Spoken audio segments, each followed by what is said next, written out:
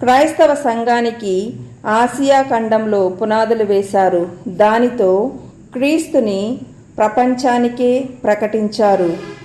నేడు పునీత పౌలు పేతురు గారి మహోత్సవ సందర్భముగా వారు చేసిన మంచి పనులు గుర్తెరిగి మనకి కావలసిన అనుదిన విశ్వాసాన్ని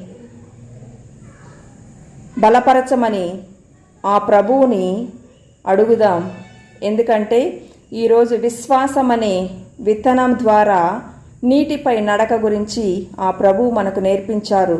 కాబట్టి అలలలో కొట్టుకొని పోకుండా ఏకాంతముగా ఉండి ప్రార్థించి ధైర్యం వహించి ఇతరులకు మంచి చేస్తూ ప్రేమిస్తూ పలకరిస్తూ జీవిస్తూ ఆరాధిస్తూ ఒకరినొకరు భక్తితో భగవంతుని స్తుతించమని వేడుకుందాం.